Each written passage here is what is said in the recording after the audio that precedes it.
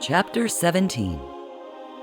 The following Saturday, the Sanders made an ostentatious show of requesting their guests pack lightly and arrive at their home for apps and tails before setting off.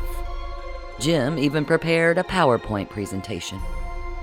The Teasleys and the Whitmores were led to believe the group was driving up to the Sanders lake house on a party bus. In fact, Jim's presentation was titled Party Bus to the Past. It was as informative as one could imagine. Given the short time the Sanders had owned their inherited time machine, they seemed to have made a remarkable mastery of the technology. Over barbecued weenies and champagne, the Teasleys and the Whitmores were let in on one of the very real remaining secrets of the universe. They seemed vaguely impressed, at first fearing they'd been lured into a multi-level marketing meeting, only relaxing as Jim moved past the first few slides. In the unflattering, reflective light of the projector, Jim lectured. Time travel. What is it, and why do I mention it? Right? Slide 1. A few moments of note in the history of time travel. Bill's thoughts wandered during the presentation. He was curious to see if travel felt different with someone else's time machine, noting the much smaller stature of the Sanders clock with a zing of pride.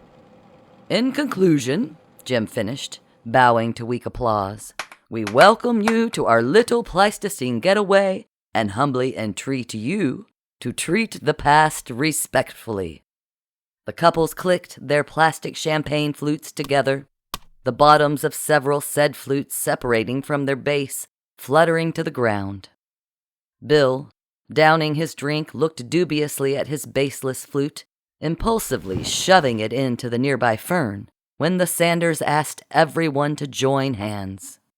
Bill and Marci frowned, wary of this additional step and quite reticent to touch a casual acquaintance. Amber Teasley enthusiastically grabbed Bill's sweaty hand, swinging it between them while Brian Whitmore gingerly took Marci's limp left hand in his, immediately dropping it to end up simply placing his pinky alongside hers, barely touching. Rather dramatically, Jim adjusted the smaller dials of the clock on the mantel, snapping the left oval timer around 2 clicks and the right one thrice. The air in the room seemed to quiver ever so slightly as Alice clapped her hands together, singing, "Here we go, everyone! Hang on to your hats!" The 4 novices grabbed their heads. Boom. Whoosh. Pangaea, somewhere in the present-day Mediterranean Ocean. Early evening, late Pleistocene era. Bathed in the relaxing glow of the evening twilight, the party of 8 rematerialized inside the lavish wooden interior of a massive log and stone cabin. Alice clapped her hands together twice, and a giant deer antler chandelier snapped on, illuminating a great room extravagantly furnished with large leather couches and chairs, an open professional-grade kitchen dominating the corner of the elaborate structure, and a grand carpeted staircase leading to the second-floor guest quarters. Striding confidently past his guests, Jim threw open the great glass doors of the living area to a beautiful deck and the manicured lawns of the property, encouraging everyone to take a great breath of clean air. The Sanders led the visiting party down a small stone path to an 18th century-style stable with rows of long wooden stalls filled with hay. They were briefly introduced to the stable manager, Esteban, who apologized for the absence of his charges, explaining the animals were feeding on the far side of the valley for the night. As they strolled back up the lawn to the cabin, everyone raved about the accommodations.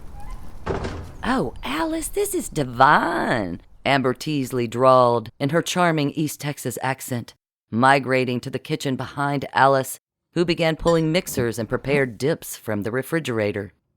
"Isn't it just beautiful?" Susie Whitmore joined in, studying the cavernous living area with a critical eye. "I don't know where you two found the time." "Time," Jim cackled, tossing some fragrant hickory wood chips into the smoky fire. What does time mean to us? Right, Bill? Everyone looked at Bill, who shrugged, secretly thrilled to be singled out. Jim gave him a thumbs up, which Bill begrudgingly returned, though the gesture made him feel like a supreme douche. As Brian and Greg looked to him expectantly, Bill waved a hand nonchalantly, shouting over the music Jim had just activated with a voice command.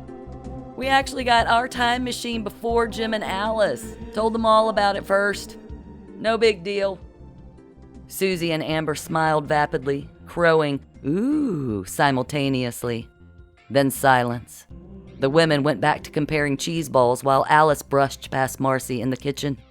Brian and Greg nodded and went back to their manly perusal of the wood molding.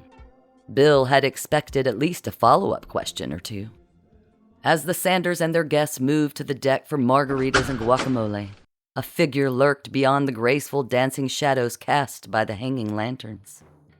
There, hidden in the tree line, she watched.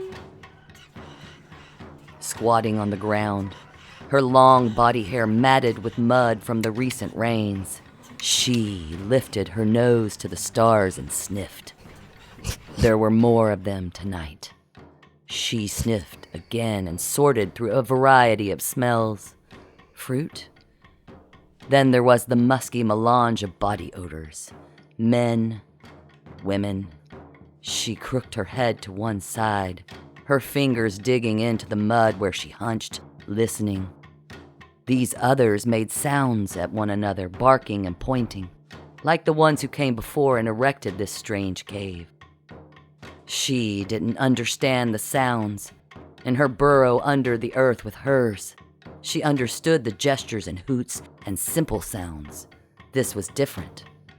And these would not be hard to kill. The females yipped at the men who foraged for food like a she. She counted them, and then she smelled the new ones.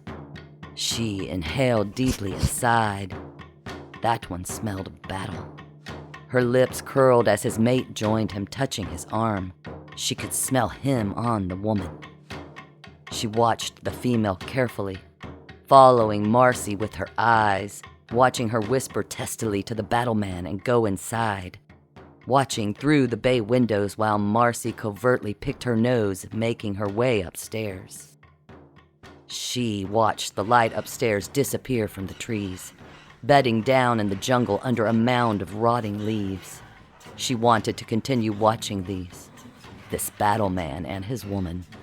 She wanted to continue watching all of these.